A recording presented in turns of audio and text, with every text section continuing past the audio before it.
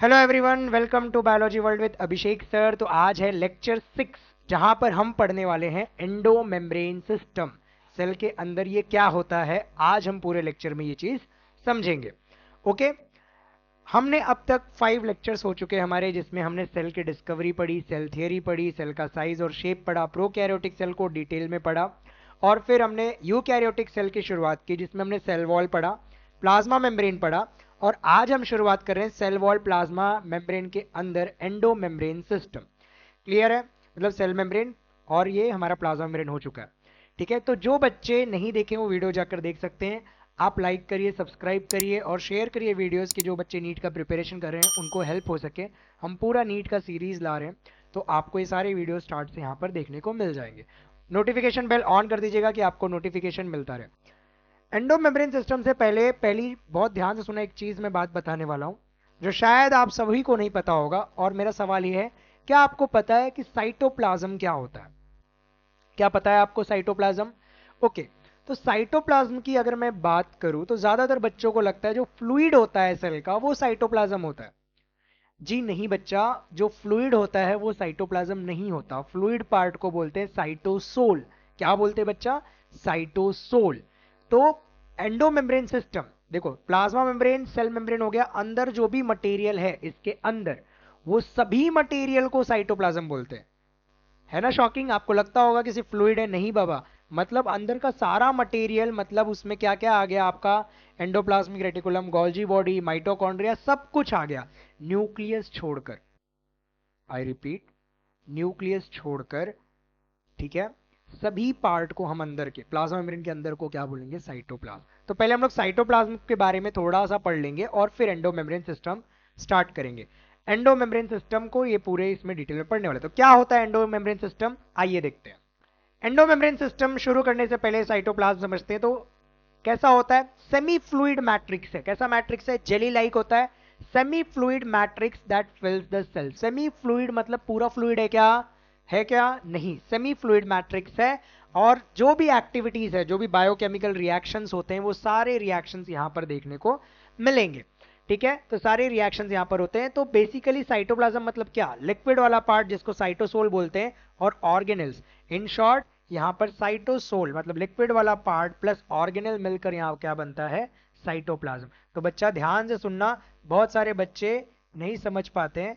Cytosol plus organelle is equal to cytoplasm. क्या इतना समझा? साइटोसोल क्या है? Clear fluid part of the cytoplasm. जो फ्लूइड पार्ट है उसको हम क्या बोलते हैं यहां पर? साइटोसोल। 90% ये वाटर होता है। इसके अंदर प्रोटीन, लिपिड और इनऑर्गेनिक सॉल्ट्स भी देखने मिलेंगे। ओके, आपको सिर्फ ये फ्लूइड पार्ट याद रखना है, एनसीईआरटी में उतना ही है। अगर मैं बात करूं बाकी के ऑर्गेनल्स, वो भी इसमें आते हैं जो स्कैटर्ड फैले हुए होते हैं। ठीक है, तो ऑर्गेनल्स क्या क्या हो जाएंगे? Mitochondria, endoplasmic reticulum, Golgi apparatus, vacuole, lysosome, chloroplast plant cell की अगर मैं बात करूं, तो यहां पर ये सभी ऑर्गेनल्स और लिक्विड वाले पार्ट मिलकर बनते हैं साइटोप्लाज्म। क्या इतना समझा? अब ध्यान देना, अगर मैं इसमें न्यूक्लियस कंसिडर करूं तो ये बन जाएगा प्रोटोप्लाज्म। तो प्रोटोप्लाज्म क्या होता है? तो प्रोटोप्लाज्म इज इक्वल टू, इसी साइटोप्लाज्म में अगर मैंने न्यूक्लियस ऐड कर दिया तो बच्चा बन जाएगा यहां पर क्या? प्रोटोप्लाज्म। क्या इतना क्लियर हुआ? कोई डाउट है? तो आगे हम शुरुआत करते हैं एंडो मेम्ब्रेन सिस्टम की। ओके,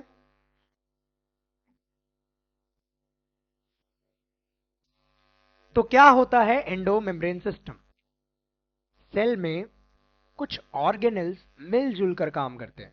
ठीक है, जैसे कोई एक ऑफिस है, उसमें डिपार्टमेंट है कि भाई ये डिपार्टमेंट ये काम करेगा, ये डिपार्टमेंट, और सब मिलजुल कर काम कर रहे हैं, एक ही काम कर रहे हैं।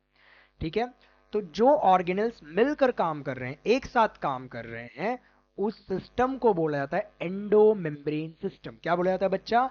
Endo membrane system. ठीक है, तो यहां पर होता क्या है कि कुछ ऑर्गेनल्स एक साथ मिलजुल कर काम करते हैं और उसी को हम बोलते हैं एंडो मेम्ब्रेन सिस्टम। ठीक है, तो membranes cell organelles which function in a coordinated manner, जो कोऑर्डिनेटेड मैनर में यहां पर काम कर रहे हैं। काम क्या होता है इनका? बेसिकली ये सभी ऑर्गेनल्स जो भी यहां पर काम कर रहे हैं एक साथ मिलकर, या तो कुछ बना रहे हैं, तो बेसिकली बना रहे हैं, पैक कर रहे हैं, ट्रांसपोर्ट कर रहे हैं। तो ये काम क्या हो रहा है? सेल के अंदर एक काम हो रहा है। क्या काम हो रहा है? ठीक है, जो भी चीज बन रही है, ठीक है, बना रहे हैं, उसको पैक कर रहे हैं और ट्रांसपोर्ट कर रहे हैं, तो ये सारी चीजें यहाँ पर हो रही है। तो involves in packaging and transport of the material. किसमें एब्सेंट होता है? तो प्रोकैरियोटिक सेल में ये एब्सेंट होता है, और हमारे आरबीसीज में भी क्या होता है? ये एब्सेंट होता है। ओके, प्लांट में सीव ट्यूब्स में भी यहाँ पर क्या होगा? एब्सेंट होगा। क्लियर है इतना? तो यहाँ पर हम पढ़ने वाले तो कौन से ऐसे ऑर्गेनेल है जो मिलजुल कर काम करते हैं और ये सिंगल मेम्ब्रेन बाउंड होते हैं। एंडोप्लाज्मिक रेटिकुलम, हम इसको डिटेल में पढ़ेंगे। ठीक है, तो क्या काम करता है वो हम समझेंगे। गोल्जी बॉडी और गोल्जी कॉम्प्लेक्स और गोल्जी अपैरेटस, तीनों का मतलब सेम है, इसको हम डिटेल में पढ़ेंगे आज कि ये क्या काम करता है। लाइजोसोम्स हम पढ़ेंगे कि ये क्या काम कर रहा है, ये सब मिलजुल कर काम कर रहे हैं। और एंड में हम पढ़ेंगे वैक्यूल। तो ये चारों को हम पढ़ने वाले, ये चारों मिलकर काम करते हैं। ठीक है, कौन कौन मिलकर काम करता है भाई? तो कौन कौन कर रहा है यहाँ पर? Endoplasmic reticulum, Golgi complex, lysosome, vacuole. मेरे साथ बोलो क्या क्या है? Endoplasmic reticulum, Golgi complex, lysosome, vacuole. कैसे मिलजुल कर काम करते हैं हम समझते हैं। शुरुआत करते हैं हम एंडोप्लाज्मिक रेटिकुलम से। तो ये दिखने में कैसा है, सेल में क्या कैसे दिखता है वो हम पढ़ेंगे, और ये काम क्या करता है। ठीक है, इस तरीके से हम आगे पढ़ने वाले हैं। ओके, तो एंडोप्लाज्मिक रेटिकुलम से शुरुआत करते हैं। एंडोप्लाज्मिक रेटिकुलम अगर मैं बात करूं तो आप जब सेल को देखोगे तो सेल में क्या होगा? ऐसे कंटिन्यूअसली एक रेटिकुलम ऑफ स्ट्रक्चर दिखेगा, नेटवर्क दिखेगा। ठीक है, उसी को हम क्या बोलते हैं? Endoplasmic reticulum. और ये पूरे सेल में फैले हुए होते हैं।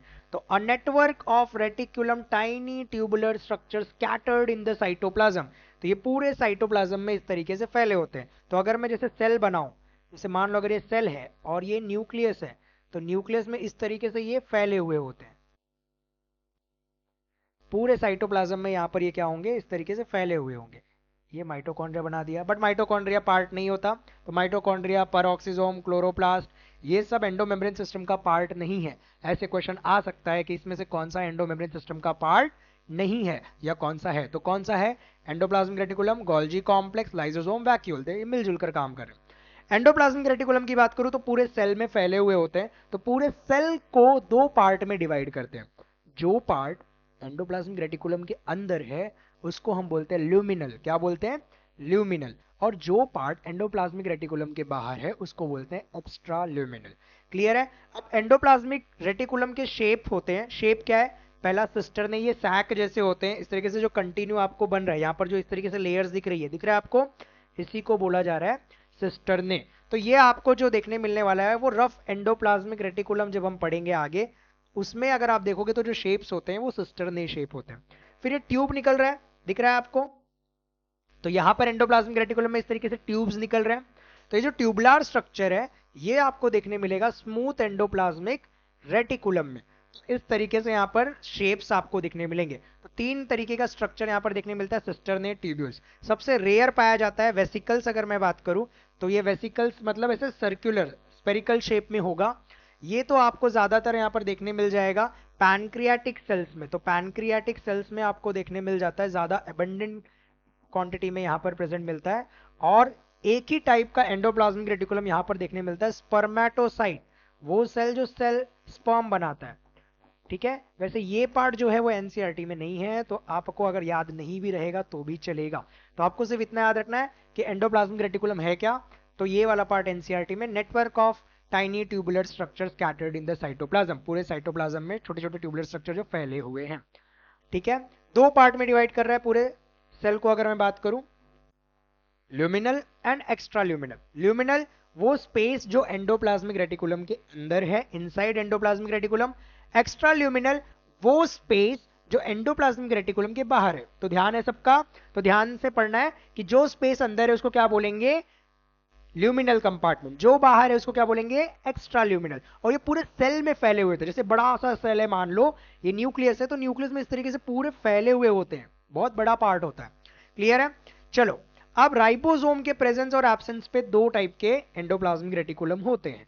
Okay, smooth endoplasmic reticulum and rough endoplasmic reticulum.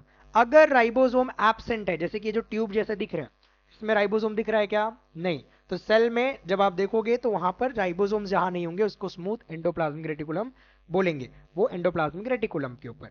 क्या इतना क्लियर है? तो यहां पर स्मूथ एंडोप्लाज्मिक रेटिकुलम में राइबोसोम नहीं होते, और अगर बात करूं रफ एंडोप्लाज्मिक रेटिकुलम तो वहां पर राइबोसोम्स होते हैं। तो यहां पर एब्सेंट है राइबोसोम, ओके, और यहां पर प्रेजेंट। राइबोसोम का काम क्या होता है, किसी को पता है? 10th स्टैंडर्ड में पढ़ा होगा, राइबोसोम प्रोटीन सिंथेसिस करता है। तो इसमें राइबोसोम किस पे प्रेजेंट है?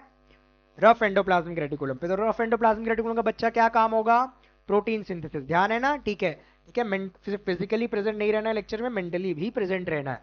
तो यहां पर अगर मैं बात करूं तो इनका काम होता है लिपिड सिंथेसिस। क्या सिंथेसिस करते हैं? लिपिड हो गया। तो लिपिड सिंथेसिस करते हैं। प्रोटीन सिंथेसिस एंड सिक्रीशन कौन करता है? यहां पर rough endoplasmic reticulum. Smooth endoplasmic reticulum हमारे स्टेरॉयडल हार्मोन्स का भी सिक्रीशन करते हैं। स्टेरॉयडल हार्मोन सिर्फ एनिमल सेल में बनता है, प्लांट सेल में नहीं बनता। तो steroidal hormone synthesis in animal cell. Clear है? तो हमने क्या क्या पढ़ा? पहले हमने पढ़ा एंडोप्लाज्मिक रेटिकुलम है क्या, ठीक है, ध्यान दो। हमने पढ़ा टाइनी ट्यूबुलर स्ट्रक्चर है, पूरे साइटोप्लाज्म में फैला होता है।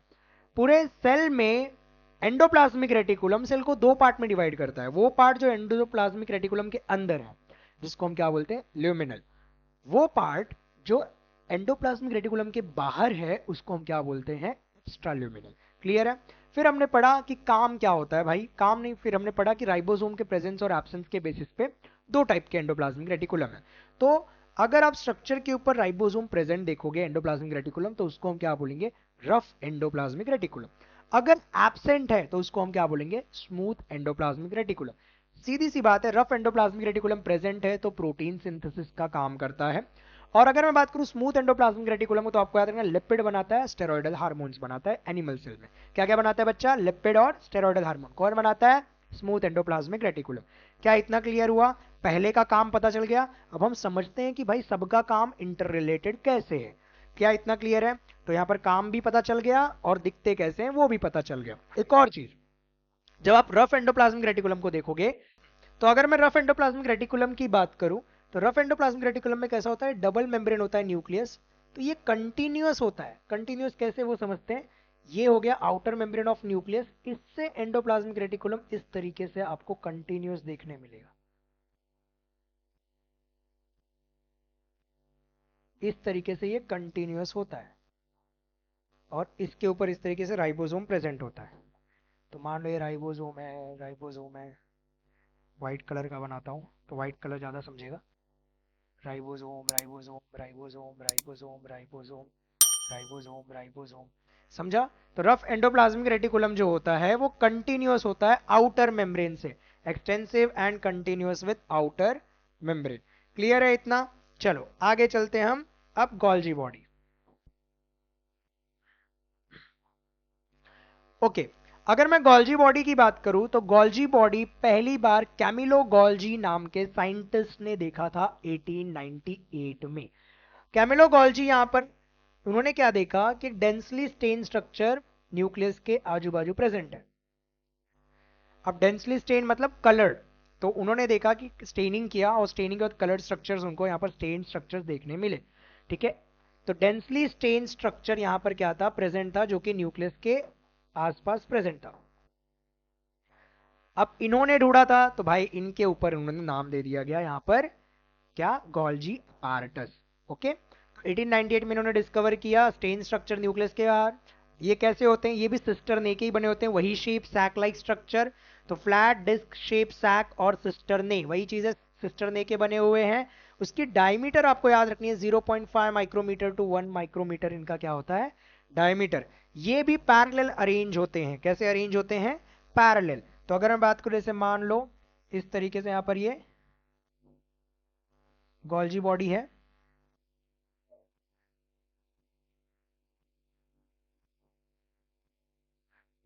तो ये इस तरीके से यहां पर पैरेलली अरेंज है। ओके,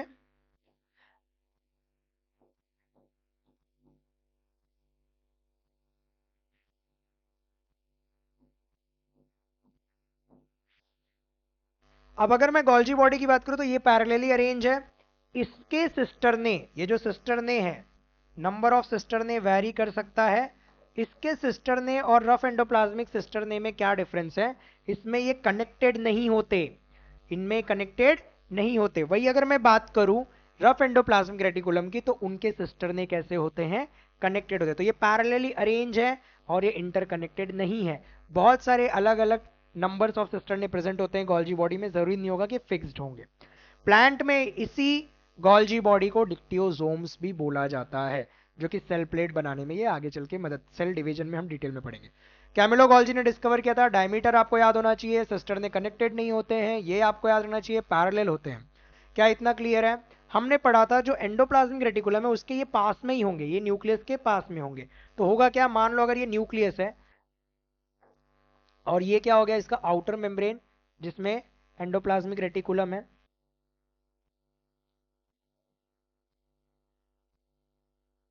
ये मान लेते हैं एंडोप्लाज्मिक रेटिकुलम है। चलो, एंडोप्लाज्मिक रेटिकुलम यहां पर क्या बना रहे थे, तो हमने पढ़ा था कि भाई ये प्रोटीन बना रहा था, है ना? क्या बना रहा था? प्रोटीन। और हमारे जो स्मूथ एंडोप्लाज्मिक रेटिकुलम है जो कि ट्यूब्यूल शेप में थे, वो क्या बना रहे थे? लिपिड। ये क्या करने वाले हैं, इस प्रोटीन और इस लिपिड को रिसीव करेंगे। तो आपको ये वाला जो दिख रहा है फेस, जो प्रोटीन और लिपिड को रिसीव करता है, इस फेस को बोलते हैं सिस फेस। क्या बोलते हैं? Cis face. ये जो भी प्रोटीन लिपिड को ये रिसीव करेंगे, ये पैक करेंगे, मॉडिफाई करेंगे अपने सिस्टर नेम में सिस फेस, और ट्रांस फेस उसको मैच्योर होके रिलीज करेगा। तो मैच्योर कैसे करेगा, जैसे मान लो ये लिपिड है और ये प्रोटीन है, तो ये पैक करते हैं, पैक करते हैं तो ग्लाइकोजन की लेयर ऐड होती है, तो ये बन गया ग्लाइकोलिपिड। क्या बन गया? ग्लाइकोलिपिड। ये क्या बन गया? ग्लाइकोप्रोटीन। क्या बन गया? ग्लाइकोप्रोटीन। क्या ऐड कर दिया? पैक किया। बेसिकली इनका काम क्या है? मॉडिफाई करना, पैक करना, ट्रांसपोर्ट करना। ये आपको याद रखना है, क्या काम है इनका? Modify, packaging and transportation. तो इतना क्लियर है। Endoplasmic reticulum. एक और चीज, ग्लाइकोजन कौन बनाता है, अगर सिर्फ इतना पूछा? सुना, समझा? ग्लाइकोजन कौन बनाता है? ग्लाइकोप्रोटीन, ग्लाइकोलिपिड गोल्जी बॉडी बनाते हैं, लेकिन ग्लाइकोजन एंडोप्लाज्मिक रेटिकुलम बनाता है। ये बात समरी में लिखी है। ये बात कहां लिखी है? समरी में। टेक्स्ट बुक जब आप रीड करोगे, समरी रीड करना, वहां पर लिखा है कि एंडोप्लाज्मिक रेटिकुलम जो है वो ग्लाइकोजन बनाता है। तो वो भी एक चीज ऐड कर लेना है, जो कि एंडोप्लाज्मिक रेटिकुलम बना रहा है। फिर गोल्जी बॉडी के दो फेस हमने पढ़ा, cis face and trans face. Cis face receive करेगा जो एंडोप्लाज्मिक रेटिकुलम के पास होगा। कौन सा शेप का होता है, आपको शेप याद रखना है, कॉन्वेक्स। कौन सा शेप का है ये? तो कॉन्वेक्स। तो सिस फेस इज कॉन्वेक्स, ठीक है। तो ये रिसीव करेगा, ये रिसीव कर रहा है यहां पर वेसिकल, ये रिलीज कर रहा है, ओके। रिसीव कर रहे हैं वेसिकल, स्पेरिकल फॉर्म में, यहां पर जो शेप होता है उसको वेसिकल बोलते हैं। नेक्स्ट ट्रांस फेस, ये मैच्योरिंग फेस, यहां मैच्योर होकर रिलीज हो रहा है, कॉनकेव शेप का होता है। तो सिस फेस कॉन्वेक्स, ठीक है। Trans face concave, cis face convex, ये याद रखना है। कॉनकेव कौन होगा? Trans face. इनका काम क्या होगा? मॉडिफाई करके, पैक करके रिलीज करेंगे। क्लियर? काम समझ लेते हैं इनका फंक्शन क्या है। तो इनका फंक्शन यही है, to process, package and transport of the materials for secretion. तो ये प्रोसेस करते हैं, पैकेज करते हैं, ट्रांसपोर्ट करते हैं, ग्लाइकोप्रोटीन और ग्लाइकोलिपिड बनाते हैं। तो दोनों हमने यहां पर स्ट्रक्चर पढ़ते वक्त ही समझ लिया ये काम क्या कर रहे हैं। कोई डाउट रहेगा तो आप कमेंट सेक्शन में मुझसे पूछ सकते हैं। बाकी अगर मैं बात करूं, ये नीचे जो 3 दिया हुआ है ये एक्स्ट्रा पॉइंट्स है, तो आपको अगर पढ़ना रहेगा तो पढ़ लेना, नहीं तो एक्स्ट्रा पॉइंट्स हम सिर्फ पढ़ लेते हैं। तो रूट कैप सेल्स अगर मैं बात करूं, जिसमें बहुत ज्यादा क्या होता है, गोल्जी बॉडी क्या सिक्रीट करते हैं? म्यूसिलेज। तो रूट कैप जो होता है, रूट के सबसे एंड में जो होता है रूट कैप, जो रूट एपेक्स को प्रोटेक्ट करता है, वो म्यूसिलेज बनाता है। म्यूसिलेज मतलब ऑयल लाइक स्ट्रक्चर, जिसकी वजह से क्या होता है, इजीली ग्रेवियोट्रोपिक मूवमेंट होता है, मतलब रूट नीचे जाता है।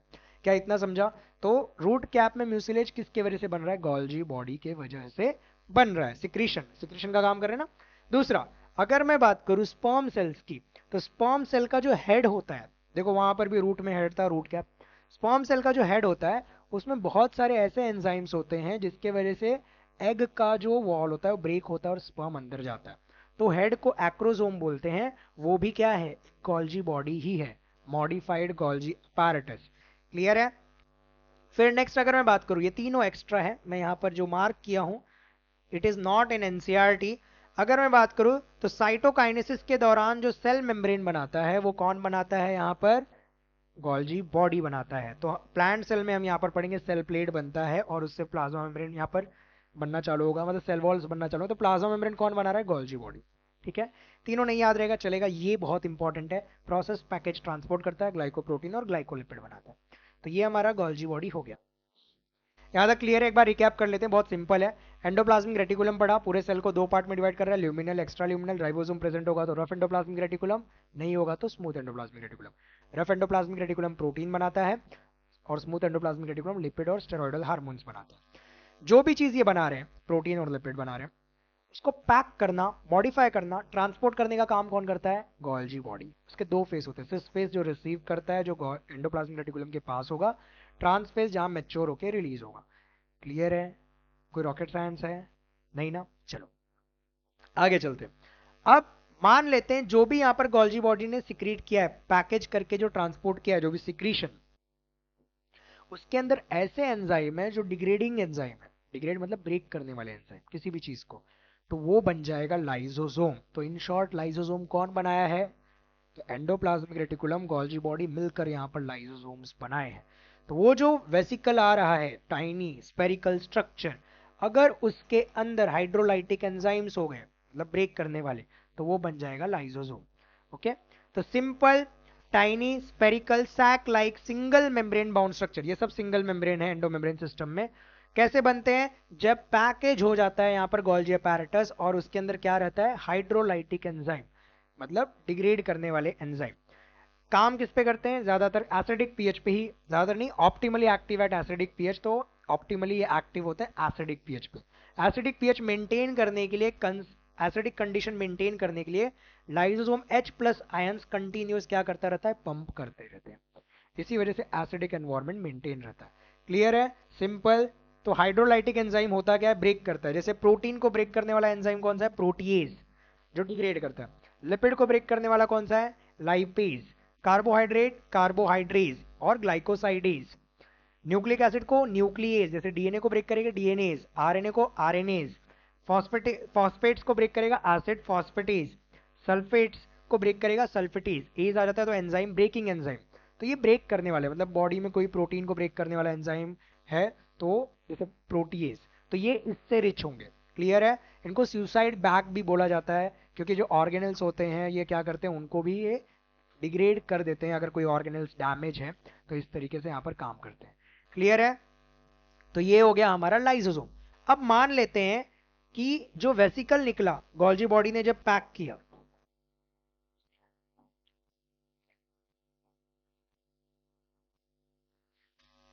जो वेसिकल निकला जब गोल्जी बॉडी ने पैक किया और वो खाली जगह है, तो उसको हम क्या बोलेंगे? वैक्यूल। तो वैक्यूल कैसा होता है? खाली जगह होता है। खाली जगह मतलब उसके अंदर होते हैं चीजें। These are large membrane bound space, they are prominently found in the cytoplasm. तो आपको यहाँ पर बड़े से स्पेस दिखेंगे। एनिमल सेल में वैसे तो एब्सेंट होता है, अगर होगा भी तो बहुत छोटा छोटा वैक्यूल होता है। ज्यादातर प्लांट सेल में होता है। प्लांट सेल में अगर बात करूं तो 90% वॉल्यूम ये लेते हैं। कितना लेते हैं? 90%। इसके अंदर होता क्या क्या है आपको याद रखना है। वाटर होगा, सैप होगा, लिक्विड एक्सक्रीटरी प्रोडक्ट्स होंगे, और इनको सैप वैक्यूल्स भी बोला जाता है। नेक्स्ट, इनके मेम्ब्रेन को टोनोप्लास्ट एक नाम दिया है। क्यों नाम दिया है टोनोप्लास्ट? क्योंकि कुछ अलग कर रहा होगा बाकी मेम्ब्रेन से। तो क्या कर सकता है इसका मेम्ब्रेन? अगर मेम्ब्रेन के बाहर H प्लस आयन यहां पर क्या है, मान लेते हैं कि यहां पर कम है, तो भी ये क्या कर सकता है? अगेंस्ट द कॉन्सेंट्रेशन ग्रेडियंट ये पुल कर सकता है, मतलब लो से हाई की तरफ ये आयंस को मेम्ब्रेन के अंदर डाल सकता है। और इसी वजह से हमेशा याद रखना है, असर्शन रीजन, आयंस का कॉन्सेंट्रेशन वैक्यूल्स में क्या होता है? ज्यादा होता है। टोनोप्लास्ट मेम्ब्रेन का काम क्या है?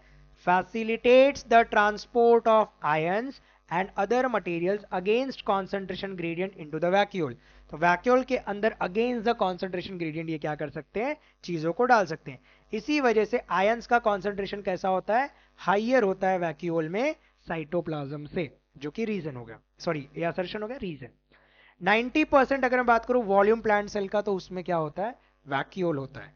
क्या इतना क्लियर है? तो वैक्यूल में आपको टोनोप्लास्ट के बारे में पता होना चाहिए। ठीक है, वैक्यूल के अंदर स्टोर क्या होता है वो पता होना चाहिए। प्लांट सेल में वैक्यूल कितना परसेंट लेता है? तो 90% वॉल्यूम ऑफ द सेल लेता है। क्लियर हुआ? तो ये इस तरीके से चारों मिलजुल कर काम कर रहे हैं। अब वैक्यूल के काम के हिसाब से, वैक्यूल यहां पर 3 टाइप के होते हैं। ओके, वो तीनों टाइप के वैक्यूल में एक वैक्यूल हमने प्रोकैरियोटिक सेल में पढ़ा हुआ है, gas vacuole. Contractile vacuole, amoeba में ये जो वैक्यूल होता है वो एक्सक्रीशन और ऑस्मो रेगुलेशन में मेंटेन करता है, पीएच मेंटेन में यहाँ पर हेल्प करता है। ठीक है, ऐसे वैक्यूल को क्या बोलते हैं? Contractile vacuole. तो याद रखना है किस में मदद कर रहा है? एक्सक्रीशन। किसमें? एक्सक्रीशन में मदद करने वाले वैक्यूल को बोलते हैं कॉन्ट्रैक्टाइल वैक्यूल। अगर फूड लेने में मदद कर रहा है तो उसको क्या बोलेंगे? Food vacuole. किसमें पाया जाता है? प्रोटिस्टा में पाया जाता है। और ये तो हमने पढ़ा हुआ है कि मेम्ब्रेन लेस वैक्यूल होते हैं जो कि प्रोकैरियोट्स, फोटोसिंथेटिक प्रोकैरियोट्स में पाए जाते हैं। तो 3 टाइप के वैक्यूल हो गए। समझ में आया? नहीं समझ में आया तो कमेंट सेक्शन में आप बता सकते हो। हम लोग क्या कर सकते हैं कि यहाँ पर जो भी आपके डाउट्स रहेंगे मैं नेक्स्ट सेशन में कवर कर लूंगा। हमने क्या क्या पढ़ा आज एक बार रिकैप करते हैं। साइटोप्लाज्म मतलब क्या होता है? लिक्विड वाला पार्ट प्लस ऑर्गेनल, मतलब साइटोसोल प्लस ऑर्गेनल होता है, ये पढ़ा। हम साइटोप्लाज्म को डिटेल में पढ़ रहे हैं बेसिकली, उसके अंदर जो भी ऑर्गेनल्स हैं। तो हमने एंडोमेम्ब्रेन सिस्टम चालू किया। जो ऑर्गेनल्स मिलजुल कर काम करते हैं उनको एंडोमेम्ब्रेन सिस्टम बोलते हैं। कौन से ऑर्गेनल्स हैं जो मिलजुल कर काम करते हैं? Endoplasmic reticulum, Golgi body, lysosome, vacuole. सबको हमने डिटेल में पढ़ा, कैसे दिखते हैं और उनका काम क्या है। हमने शुरुआत की एंडोप्लाज्मिक रेटिकुलम से। तो टाइनी ट्यूबुलर स्ट्रक्चर है जो कि साइटोप्लाज्म में स्कैटर्ड होते हैं। फिर हमने पढ़ा पूरे सेल को 2 पार्ट में डिवाइड करते हैं, ल्यूमिनल एंड एक्स्ट्रा ल्यूमिनल। जो पार्ट साइटोप्लाज्म, जो पार्ट अंदर है एंडोप्लाज्मिक रेटिकुलम को उसको ल्यूमिनल बोलते हैं, जो बाहर है उसको एक्स्ट्रा ल्यूमिनल बोलते हैं। राइबोसोम के प्रेजेंस और एब्सेंस में 2 टाइप के यहाँ पर एंडोप्लाज्मिक रेटिकुलम होते हैं, rough endoplasmic reticulum, smooth. Rough जो है वो प्रोटीन सिंथेसिस का काम करता है, स्मूथ जो होता है लिपिड एंड स्टेरॉयडल हार्मोन्स का सिंथेसिस करता है। और एंडोप्लाज्मिक रेटिकुलम जो होते हैं वो ग्लाइकोजन, यहाँ पर ग्लाइकोजन बनाने में भी मदद करते हैं। क्लियर है? फिर हमने पढ़ा जो भी ये प्रोटीन लिपिड बनाएंगे उसको मॉडिफाई करेगा, पैक करके ट्रांसपोर्ट कौन करेगा? Golgi complex. कैमिलो गोल्जी ने पहली बार देखा था इसलिए उनके नाम पे रख दिया। ये भी सिस्टर ने के बने होते लेकिन कनेक्टेड नहीं होते। 2 फेस होते हैं, सिस फेस और ट्रांस फेस। सिस फेस का शेप याद रखना है कॉन्वेक्स, ट्रांस फेस का याद रखना है convex and concave. Cis phase को फॉर्मिंग फेज भी बोलते हैं क्योंकि ये रिसीव करेगा, एंडोप्लाज्मिक रेटिकुलम के नजदीक होगा, तो जो भी ये लिपिड और प्रोटीन देंगे ये रिसीव करेगा और मैच्योर होकर कहां से निकलेगा? ट्रांस फेज से। क्लियर है? तो ये जब मैच्योर होते हैं तो क्या होता है? ये लिपिड के आजू बाजू ग्लाइकोजन की लेयर, तो ग्लाइकोलिपिड हो गया, ग्लाइकोप्रोटीन। तो मॉडिफाई कर रहे हैं, पैक कर रहे हैं, ट्रांसपोर्ट कर रहे हैं, ग्लाइकोलिपिड और ग्लाइकोप्रोटीन बना रहे हैं, ये फंक्शन हो गए। फिर हमने पढ़ा अगर वो जो टाइनी स्पेरिकल वेसिकल्स निकले हुए हैं उसके अंदर हाइड्रोलाइटिक एंजाइम है, तो ये क्या बन गया? लाइसोसोम। किस पीएच पे एक्टिव होता है? Optimally active at acidic pH. Okay. Lysosome के बाद हमने पढ़ा यहां पर वैक्यूल। अगर वो स्पेस है, मेम्ब्रेन बाउंड स्पेस है, तो उसको हम क्या बोलेंगे? वैक्यूल। ठीक है, इसको सैप वैक्यूल्स भी बोलते हैं क्योंकि एक्सक्रीटरी प्रोडक्ट सैप ये यहां पर प्रेजेंट होते हैं। इनका जो मेम्ब्रेन होता है उसकी एक खास बात होती है कि ये आयंस को अगेंस्ट द कॉन्सेंट्रेशन ग्रेडियंट क्या कर सकता है? पुल कर सकता है। और इसी वजह से आयन का कॉन्सेंट्रेशन हमेशा वैक्यूल में क्या होता है? ज्यादा होता है। क्लियर? प्लांट में 90% वॉल्यूम जो होता है सेल का वो वैक्यूल कवर करता है।